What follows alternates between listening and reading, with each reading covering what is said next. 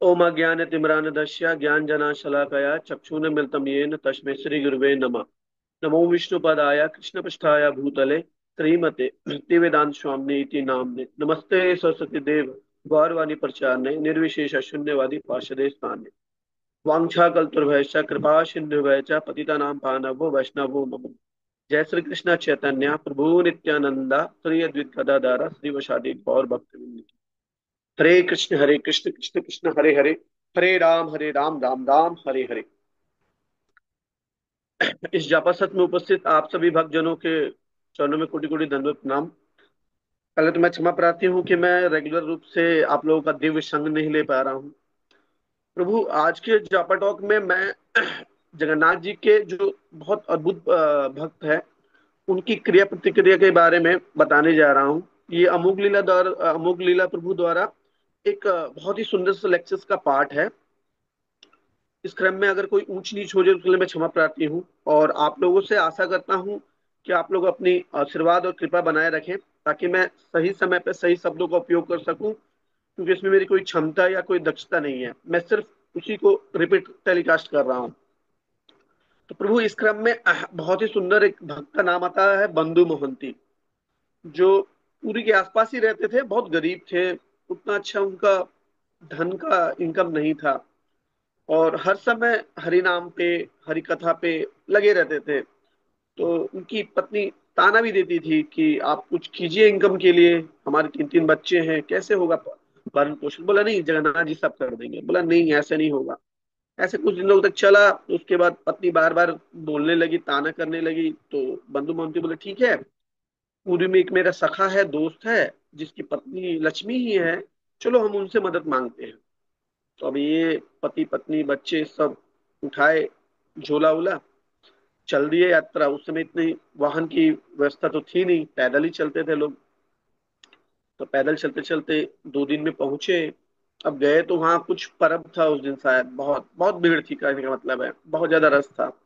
तो वो उस समय सिंह द्वार ही से ही मिलता था एंट्री। तो गए तो बहुत भीड़, जा नहीं पा रहे अंदर। तो अब क्या करें, भूख भी लगी हुई, इतने लंबे सफर करके आए हैं। तो वो दक्षिण द्वार की तरफ चल गए। उधर से भगवान के लिए प्रसाद आता जाता था, और एक नाली बना हुआ था, जो भगवान को चावल जब होता था तो उससे माड़ निकलती थी, उसको पैजा नाला बोलते हैं।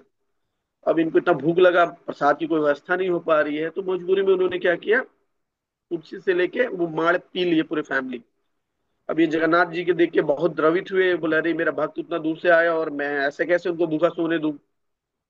वो आराम कर रहे थे बैठ के, सभी पति पत्नी बच्चे सब उसी दक्षिण द्वार पे ही आराम कर रहे थे। अ, जगन्नाथ जी एक बूढ़े से ब्राह्मण के रूप में आए, और एक सुंदर से थाली में सोने की थाली में पूरा बहुत सारा भोग उठा उठा के लेके लेके आए।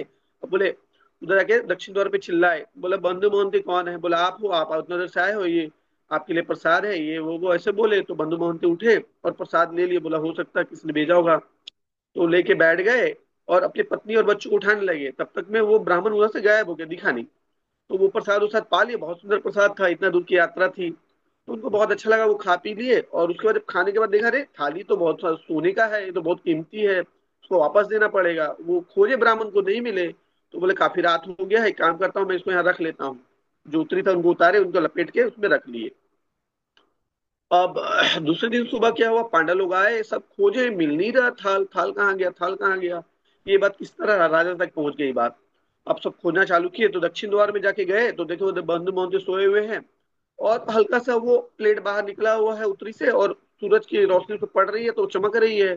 दिख गया तो बोला अच्छा यही चोर है, इसने ही चोरी किया है।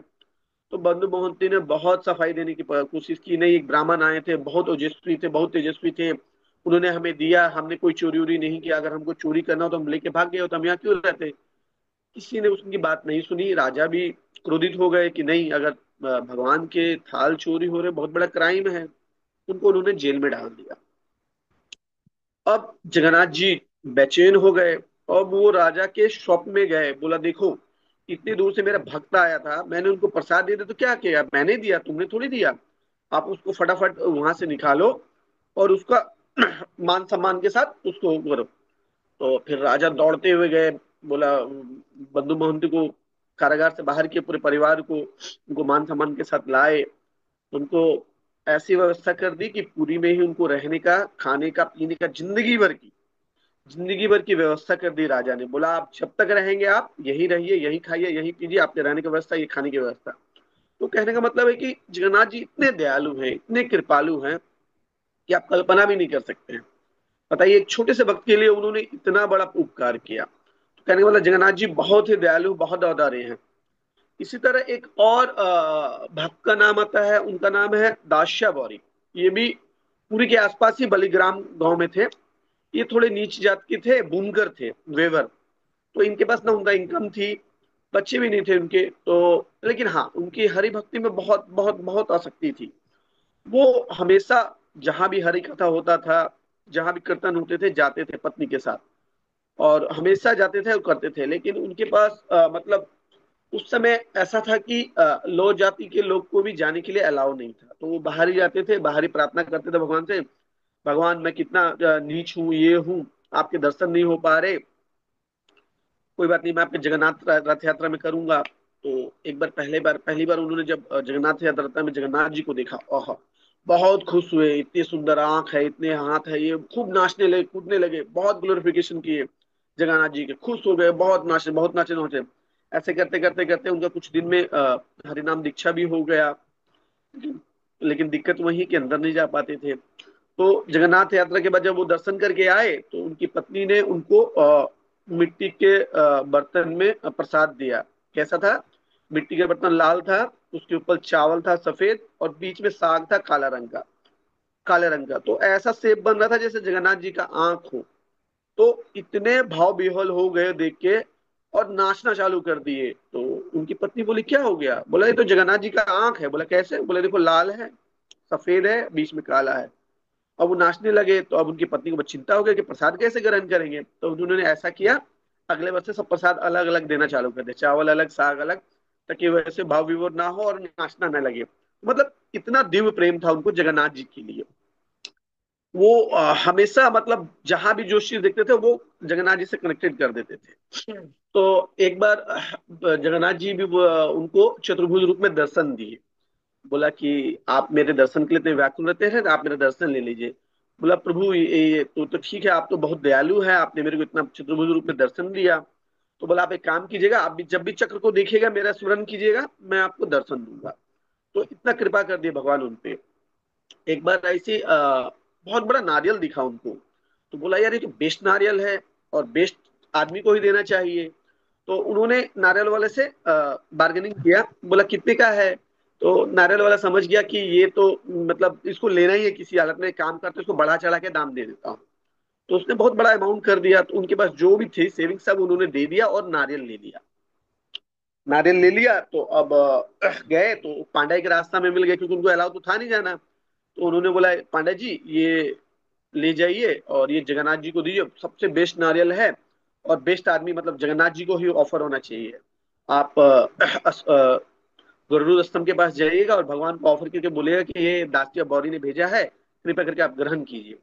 पांडा ने सोचा ठीक है, क्या नॉर्मल फॉर्मल सी बात है, ले चलता हूँ मैं उठा के। उन्होंने गया और ऐसी बेमन से ही बोल दिया कि जगन्नाथ महाप्रभु ये आपके लिए दासिया बौरी ने आपके लिए प्रसाद भेजा है, आप इसको ग्रहण कीजिए। ये लंबे से हाथ निकल कर अल्टर से आए और वो नारियल ले लिए। अब वहां जितने पांडे थे, पंडित थे, सब आंख फाड़ फाड़ के देखने लगे। ऐसा किस भक्त ने भेज दिया कि भगवान जगन्नाथ जी के खुद हाथ आए और एक्सेप्ट करके नारियल ले गए।